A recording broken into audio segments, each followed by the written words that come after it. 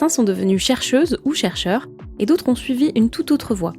Dans ce podcast, nous donnons la parole à des personnes qui ont eu le même cursus au sein de l'Université de Strasbourg, mais qui ont choisi des voies différentes.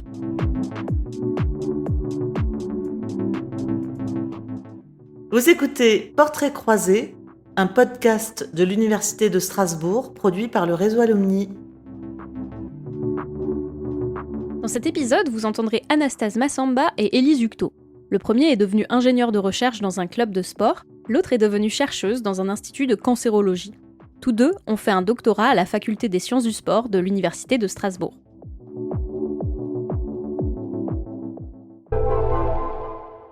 Si vous étiez un sport. Moi, si c'était un sport, ce serait le basket que je pratique. Et au-delà de ça, le basket, ça réunit pas mal de valeurs qu'en fait, je retrouve tout simplement dans le métier de chercheur. Il va y avoir l'esprit d'équipe, il va y avoir cette notion de rigueur et de discipline aussi. Dans le basket, on retrouve aussi l'esprit de compétition et c'est quelque chose qu'il faut aussi avoir parfois en tête lorsqu'on est en doctorat. Il faut pas lâcher, il faut toujours vouloir aller jusqu'au bout, toujours que ça se passe bien. Le judo, déjà parce que c'est une pratique que j'ai fait pendant beaucoup d'années et c'est quelque chose qui me correspond. En faisant du judo, on apprend à tomber, on apprend surtout à se relever. C'est un peu ce qui caractérise ma thèse, c'est qu'il y a eu beaucoup de problèmes. Ça s'apparente à une chute, mais au final, on finit toujours par se relever. Si vous étiez un sportif célèbre ou qui vous a marqué. Moi, c'est Armand Duplantis, le champion du monde, champion olympique de saut à la perche. Il est impressionnant, en fait, pas chaque semaine, mais presque. Il est capable de battre un record du monde. On lui monte à chaque fois la barre de quelques centimètres, c'est une limite, et en fait, il franchit ses limites avec une facilité déconcertante. Pour moi, il est impressionnant, c'est un exemple.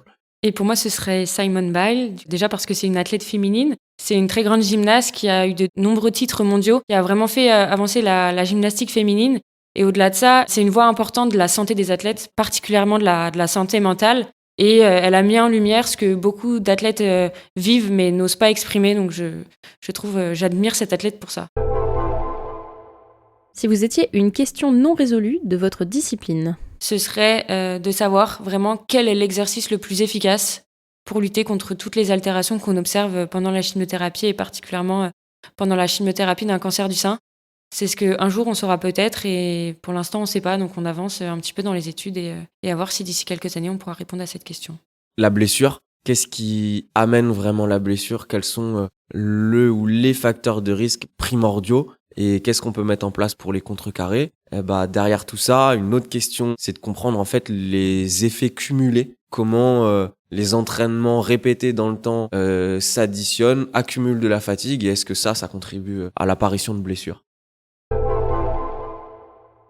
Qui êtes-vous ? Moi, c'est Élise Hucteau, je suis chercheur et responsable de l'unité d'activité physique adaptée de l'ICANS, qui est l'Institut de cancérologie de Strasbourg. Et je suis rattachée au laboratoire mitochondrie, stress oxydant et plasticité musculaire. Anastase Massamba, je suis responsable de la préparation physique au Racing Club de Strasbourg et ingénieur de recherche. Mon rôle, c'est de développer les qualités physiques des joueurs et de mettre en place des protocoles de recherche pour optimiser la performance des joueurs du club. Et je suis également chercheur associé dans la même unité de recherche qu'Élise. Et pour compléter tout ça, on peut dire qu'on est tous les deux enseignants vacataires à la faculté des sciences du sport. Donc on intervient auprès des jeunes étudiants en STAPS, auxquels on donne des cours, principalement axés sur la physiologie de l'exercice, de la licence jusqu'au master. Quel est votre parcours ? Je suis on va dire un jeune de la maison, puisque j'ai fait tout mon cursus STAPS à l'Université de Strasbourg. Je me suis assez rapidement orienté vers la licence entraînement sportif, sur lequel on apprend à entraîner, à développer les différentes qualités physiques de différents types de sportifs. Et ensuite, j'ai un peu hésité entre continuer sur un master ou m'orienter vers une autre orientation professionnelle. Et après réflexion, j'ai quand même fait le choix de faire un master. Donc c'est un master EOPS, donc entraînement et optimisation de la performance sportive, avec une spécialité entraînement, sport et santé. Et après ces 2 années de master, c'était pas prévu, mais j'ai eu l'opportunité et l'envie surtout de poursuivre avec un doctorat en STAPS avec une mention physiologie de l'exercice que j'ai pu faire en partenariat avec le Racing Club de Strasbourg-Alsace. Donc c'était à l'occasion de ce qu'on appelle une CIFRE. Une thèse CIFRE, c'est une convention industrielle de formation par la recherche. C'est vraiment un partenariat complémentaire entre un laboratoire, donc une unité de recherche, une faculté, donc en l'occurrence la faculté des sciences du sport, et une entreprise qui, ensemble, participent à la formation d'un doctorant. J'ai un parcours qui est assez similaire à celui d'Anastase, mais j'ai commencé à faire mes études à Nantes. J'ai fait la même licence que lui, donc la licence entraînement sportif, et j'ai poursuivi dans le même master. Donc du coup, j'ai découvert le monde de la recherche. Donc j'ai fait un master 1, un master 2 orienté davantage vers la recherche. Et c'est comme ça que je me suis dirigée vers un doctorat. Du coup, j'ai postulé à une offre de thèse à Strasbourg, qui était réalisée en partenariat entre l'ICANS et la Faculté des sciences du sport de Strasbourg. Alors moi, en quoi consiste mon métier ? D'une part, je dois mettre en place et concevoir des projets de recherche qui visent notamment à optimiser la performance des joueurs. L'autre partie, je suis sur le terrain. En fait, j'essaye d'appliquer autant que possible les résultats des protocoles de recherche que je mets en place et j'essaye au maximum de contribuer au développement athlétique des joueurs pour qu'ils puissent essayer de performer au plus haut niveau. Le club joue en première division et moi j'encadre des jeunes qui sont en équipe réserve.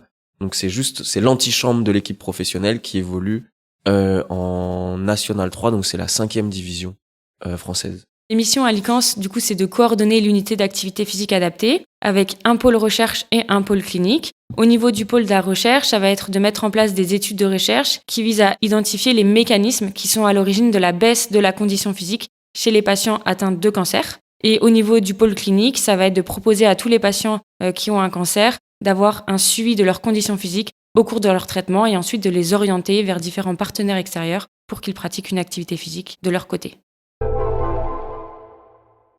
Qu'est-ce qui vous a le plus servi dans votre parcours académique ou professionnel ? Les notions de rigueur et d'anticipation, c'est 2 valeurs qui servent vraiment au niveau académique, au niveau professionnel, mais aussi un peu plus loin au niveau personnel. Ça va être dans la préparation des cours, des dossiers. Et c'est 2 choses qui vont être indispensables pour mener un travail de recherche à terme et fournir un travail de qualité à temps. Le parcours en thèse, en doctorat, il m'a apporté beaucoup de rigueur pour planifier mon travail, faire un travail de qualité.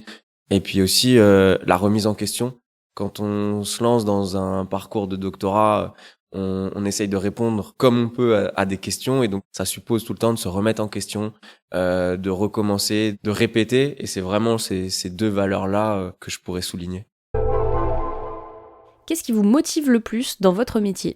Ce qui me plaît vraiment dans mon travail, c'est qu'au-delà de contribuer à faire avancer la recherche, c'est vraiment le réel impact qu'on voit sur les patientes, la reconnaissance qu'elles ont envers notre travail et les bénéfices directs qu'elles peuvent voir d'elles-mêmes et qu'elles nous font remonter.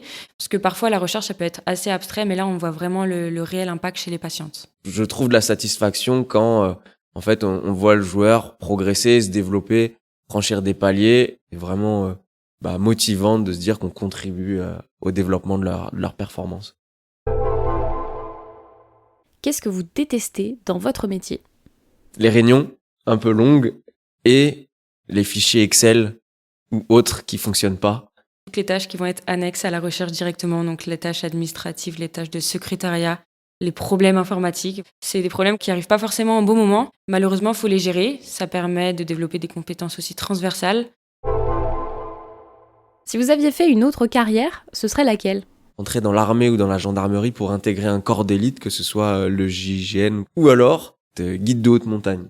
Pour le côté aventure, plein air, voir autre chose, pas dans un bureau, quoi, tout simplement. Si je devais me lancer dans une autre carrière, j'aimerais bien être graphiste. J'aime bien créer des visuels, des posters, des affiches. C'est des compétences que j'ai développées pendant ma thèse quand on doit faire des présentations, des congrès pour que du coup faire passer l'information et le message assez clair à différents publics. Une personne ou une anecdote qui vous a marqué lors de votre passage à l'université ? Du coup, moi, ce qui m'a pas mal marqué à l'université, c'est la première année de licence. Parce qu'en fait, c'est un cadre qui est nouveau. Il y a énormément d'étudiants.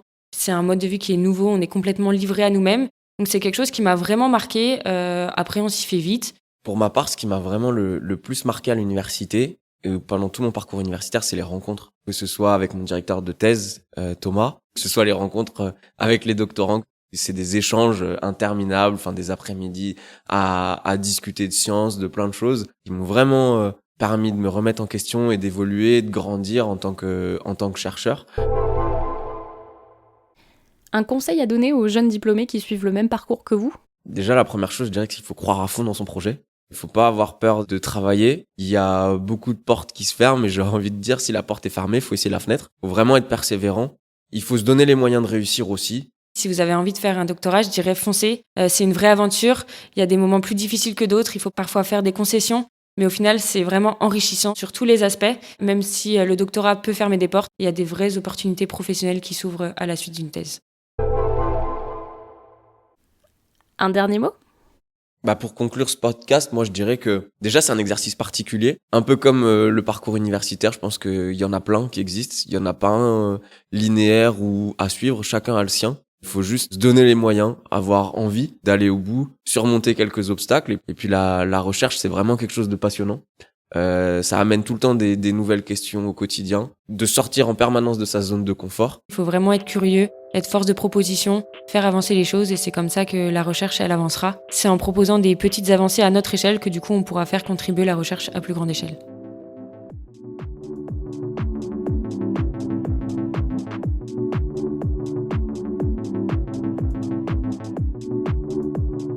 C'était Portrait croisé, un podcast de l'Université de Strasbourg produit par le réseau Alumni. Retrouvez-nous sur alumni.nustra.fr.